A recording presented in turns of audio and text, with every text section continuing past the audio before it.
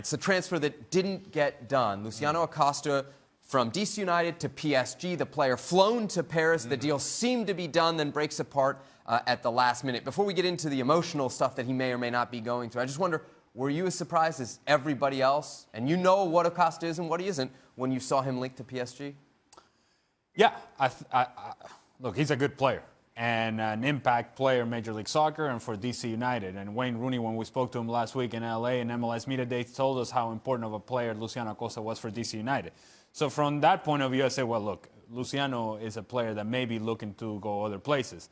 But PSG seemed to be a big jump. And when people were saying, well, it's just a stopgap problem, or they're trying to make sure that they get somebody in place of Neymar, it's like there's a difference between Luciano Acosta and Neymar. So to have him in that conversation, I think is unfair to him.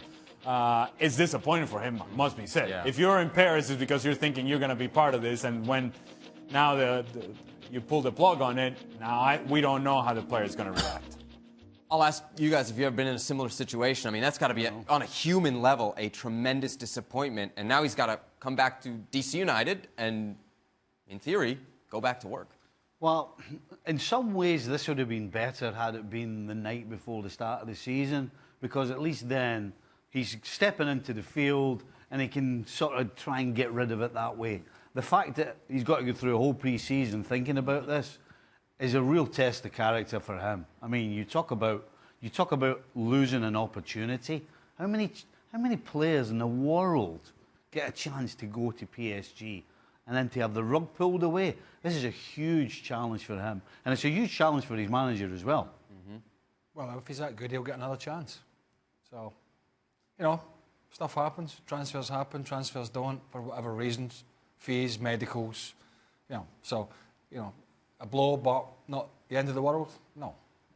Greg Burley has no sympathy. Well, no, but the fact that he's coming back into preseason is like, are you kidding me? I mean, I was at the door of a life-changing opportunity, and now I'm facing the Bethlehem Steel. Well, you can't help but feel a letdown and a significant letdown. So yes, there has to be some of Ben Olsen's major coaching and managing decision is going to have to happen in the preseason and say, you have to be part of what we're doing from here on out. Everton came in for Clint Dempsey when I had him at the Revs.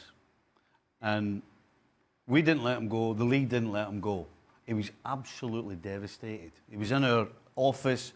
He was in the hotel coming to see us before the next game, just pleading, saying all he wants to do is play at the highest level. But he got over it. He showed the right attitude. That's what this Acosta has to do. Did you have to say anything to him? Absolutely. Like, so what does Olsen say? Said exactly what Craig just said. Said, look, because you don't go to Everton, that doesn't mean... I said, there's plenty of other teams who are going to want you. Because you don't go to Everton today doesn't mean that you might not go to Everton the next day, but certainly the way you play, if you keep doing what you're doing, you don't need to worry about a team coming for you. There'll be plenty of them. And that's what happened.